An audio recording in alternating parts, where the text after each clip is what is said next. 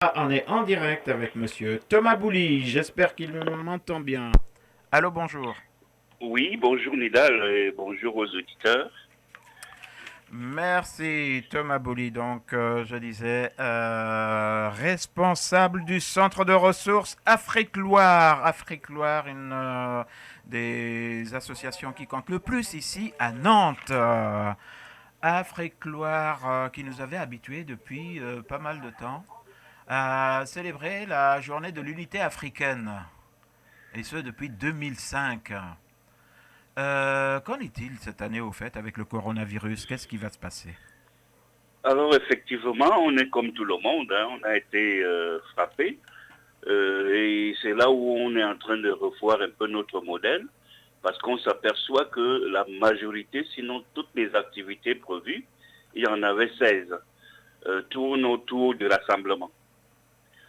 C'est-à-dire que les conférences, même des tournois de football, les Oui, oui, concerts de musique, oui, même les ateliers d'éducation populaire, tout ce qu'on a prévu se fait de façon collective.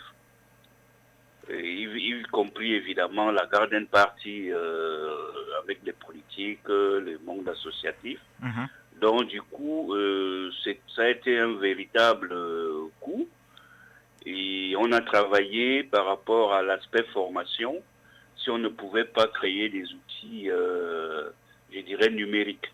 d'accord. Et là, ça prendra du temps. Ça prendra du temps.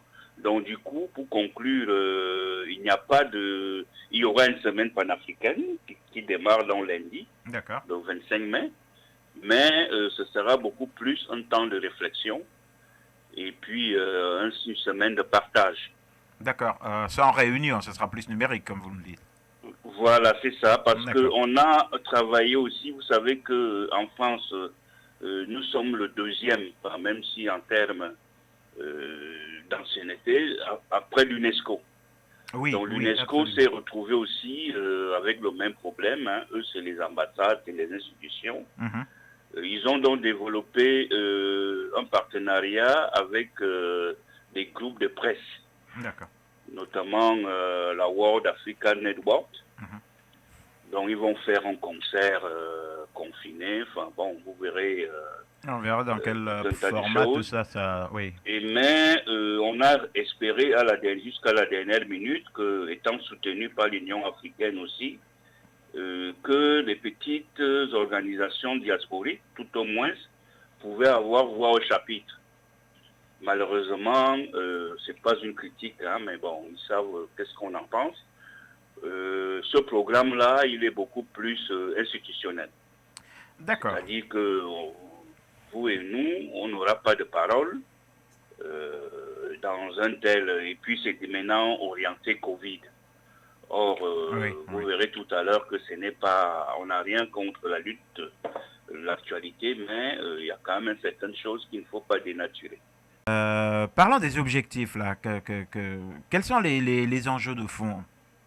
Mhm.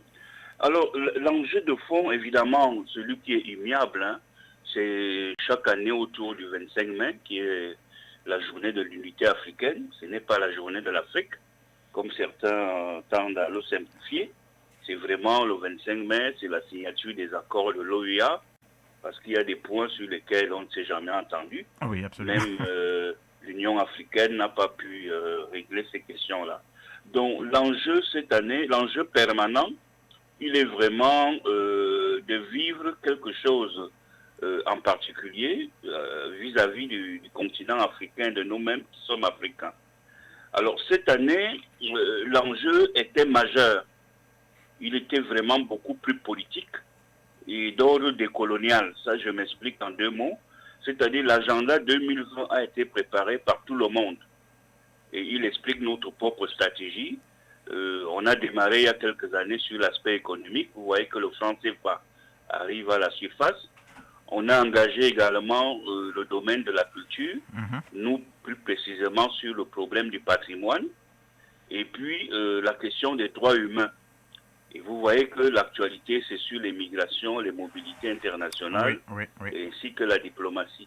Donc c'est un agenda international qui faisait de l'année 2020, je dirais, le point final d'un processus. Vous avez vu qu'en début de l'année, même le sommet afro-britannique a eu lieu à Londres, et puis le sommet franco-africain était prévu à Bordeaux. Donc c'est tout un ensemble.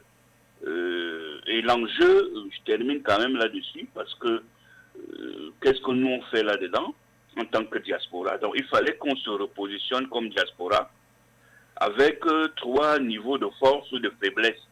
C'est-à-dire, est-ce qu'on a une force opérante? Puisqu'on est instrumentalisé, on a vu Macron au mois de juillet inviter sa diaspora choisie pour aller reconquérir l'Afrique. Est-ce qu'on a une force domestiquée, c'est-à-dire la fabrication d'une diaspora de services qui est beaucoup plus représentée qu'autre?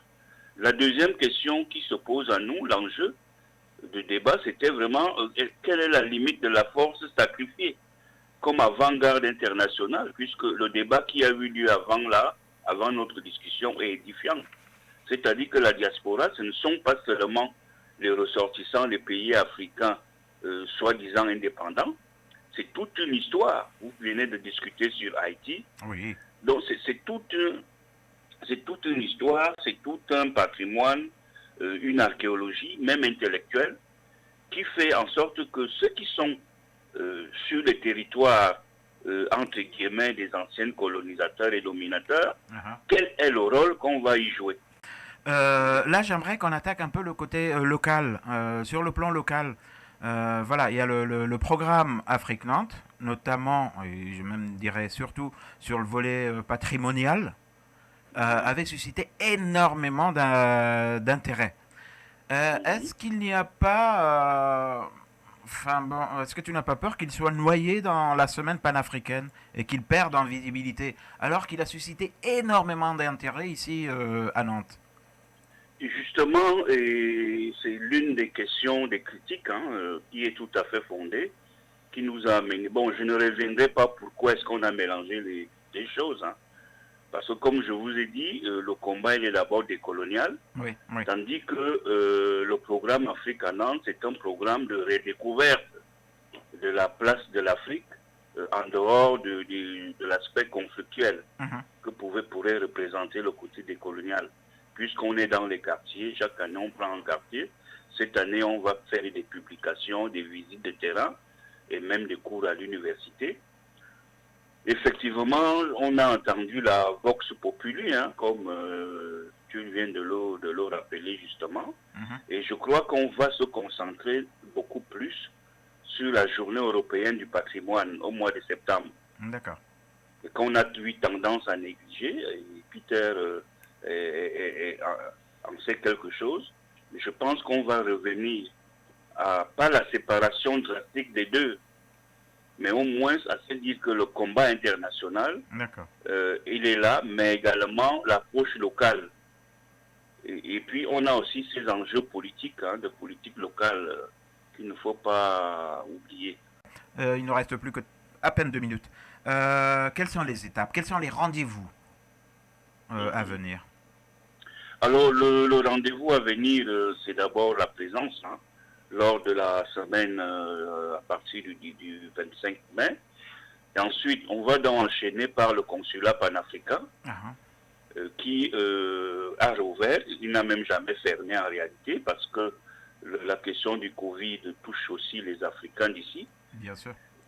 Donc, et on a, en termes de calendrier, après cela, on va quand même intervenir sur le 18 juin, c'est-à-dire,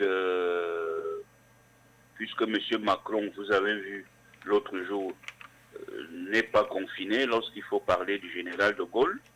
Donc nous aussi, on sortira du confinement, mais là, ce sera plutôt sous forme d'outils numériques. C'est-à-dire, on va produire un petit documentaire et un petit débat. On pourra appeler l'appel du 18 juin? Voilà, autour du 18 juin, pour bien rappeler Canantais et autres. Et sinon, la rentrée, c'est en journée européenne du patrimoine. Et puis, Afrique à Nantes, comme on vient de dire là, qui va se déployer beaucoup plus au mois de septembre. D'accord. Mais j'espère que le 30, par exemple, samedi prochain, si on peut discuter un tout petit peu plus sur toute ton actualité, ça serait vraiment Voilà, très c'est ça. intéressant. On sera en plein Absolument. consulat panafricain.